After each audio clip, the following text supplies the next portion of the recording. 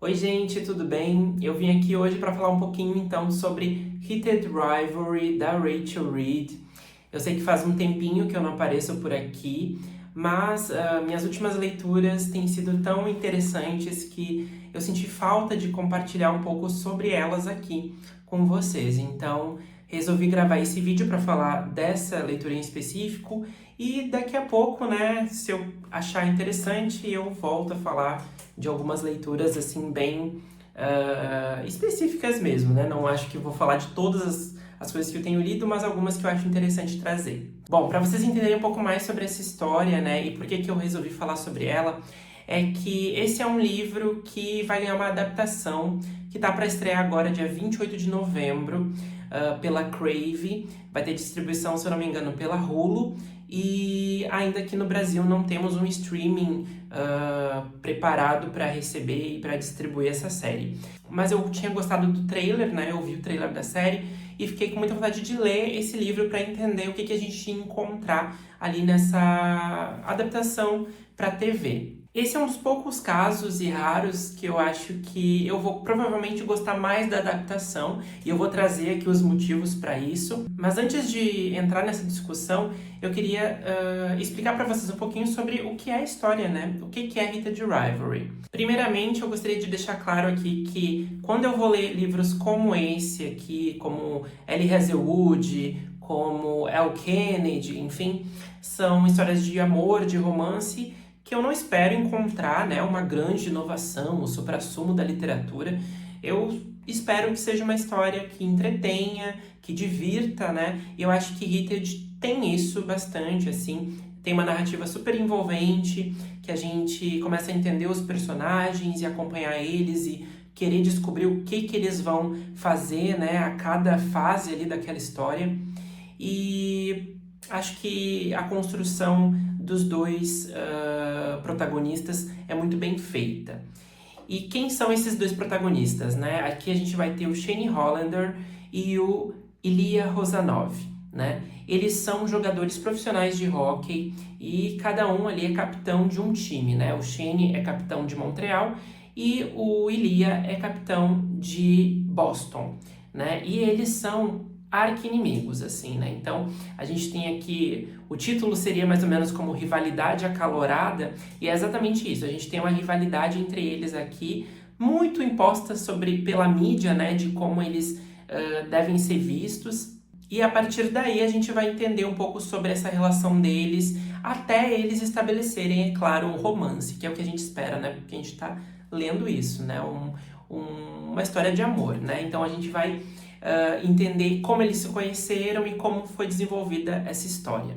O importante para trazer aqui é que tanto o Shane quanto o Ilya são personagens muito interessantes porque eles têm as suas nuances, assim. Então, enquanto o Shane Hollander, ele é mais aquele garoto certinho, de família, boa praça, né?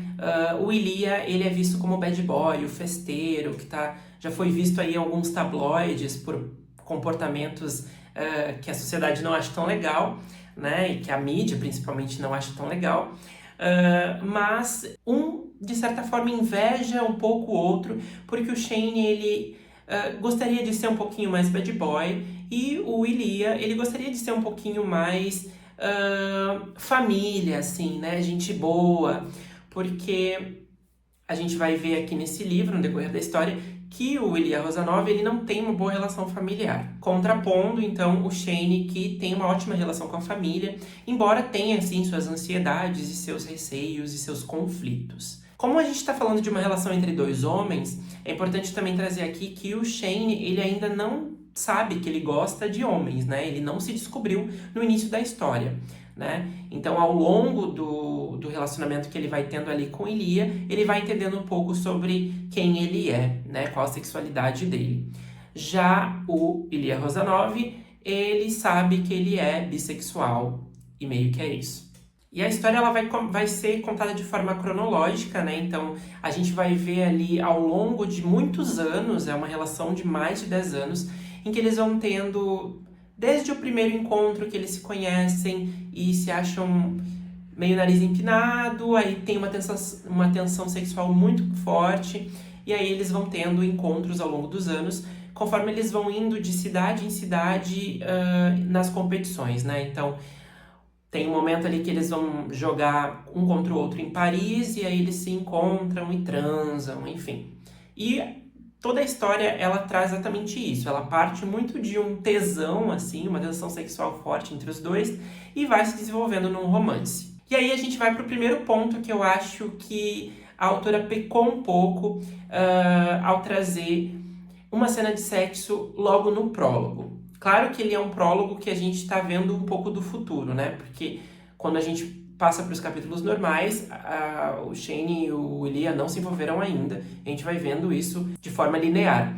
Mas o prólogo, ele traz uma cena de sexo. E isso eu acho um pouco... não funcionou para mim. Porque eu acho que a cena de sexo em histórias de amor, assim, de romance, ela tem muito uma função de estabelecer meio que um objetivo de um desenho de uma relação, sabe? Então, eu não sei ainda quem é o Shane, eu não sei ainda quem é o Ilia, eu não sei o que um vê no outro que os atrai. Então, como eu vou me relacionar com uma cena em que os dois estão ali no maior tesão e de romance e tal, sendo que eu não conheço ainda os personagens? Então, trazer isso no prólogo me deixou um pouco tipo, eu recuei um pouco, sabe? Não acho que isso ajudou no desenvolvimento. Eu acho que se tivesse a gente partido da história direto do capítulo 1 até, né, entender a relação deles, funcionaria bem melhor pra mim. Um outro ponto que eu posso trazer aqui, gente, eu juro pra vocês que eu não sou pudico. Eu acho que cenas de sexo na literatura é super comum, né? Não sou pudico nesse sentido, não. Mas aqui eu acho que eu senti um pouco de banalização. Porque chega um momento da história que eles transam e aí 2 páginas depois aí tem um desenvolvimento de alguma coisa, daí 2 páginas depois eles transam de novo e transam de novo. Eu acho que perde um pouco o impacto dessas cenas, porque chegou um momento ali que, sei lá, eu tava na metade do livro, que eu li uma cena de sexo e eu já sabia que em 5 minutos eu ia estar lendo de novo uma outra cena. E eu acho que isso perde um pouco a força, sabe? Quando a gente quer colocar essas cenas hot, assim, nesse tipo de literatura. Eu acho que faltou um equilíbrio da autora, assim, em trazer tanto uma parte mais psicológica dos personagens, de entender outros conflitos deles, se aprofundar mais nos conflitos que eles tinham, do que focar nas cenas de sexo em si. E um outro ponto que eu tenho para trazer é que a resolução final, né, dessa trama aqui, ela é muito brusca. Eu não quero trazer spoiler, mas a gente sabe que eles desenham todo um romance, eles vão se apaixonar e tal, e pelo fato deles serem rivais e não serem assumidos como homens LGBT para mídia, eles são muito famosos, a gente tem uma questão aqui de como que o Shane e o Ilia, que são grandes arqui-inimigos na vida real, no mundo do hockey, possam ter uma relação, né? Como isso surgiu? Então eles ficam nesse questionamento de como fazer aquilo dar certo para onde eles poderem ficar juntos de verdade. Só que aí, quando a gente chega no final, a autora dá uma resolução que, de certa forma, parte de uma ideia assim muito rápida. Eu pensei que tal coisa, o que você acha? Eu topo. E aí eu sinto que falta um pouco de impacto, sabe? Além disso, o final desse livro, ele tem um epílogo que ele não deixa muito a certeza de que as coisas vão se desenrolar da forma que forem construídas, sabe? Tipo, eu não senti que ela deu uma resolução de fato. Ela deu uma ideia e aquilo se desenvolveu de forma meio rasa e não sei pra onde vai, sabe? Acontece que esse livro aqui, ele é o segundo de uma série que se chama Game Changers, e cada livro desses vai contar a história de um casal em um esporte, né? E aqui a gente tem o hockey com o Shane e o Ilia. Só que assim, eu não pretendo ler a continuação e outros livros, então eu não sei se nos outros livros ela menciona o que de fato aconteceu com eles depois de ter encerrado isso aqui. Só que eu também não gostaria que eu tivesse que ler outro livro para entender o final deles, né? Eu queria entender o final deles aqui. Senti que foi meio jogado, assim, muito abrupto, sabe? Tirando tudo isso, Fevi, você não gostou da história? Você odiou? Não. Eu adorei, achei engraçada, achei divertida. Eu acho que os personagens, que nem eu falei, eles têm personalidades muito distintas e isso acaba sendo um fator positivo, porque um acaba encontrando no outro aquilo que falta nele, sabe?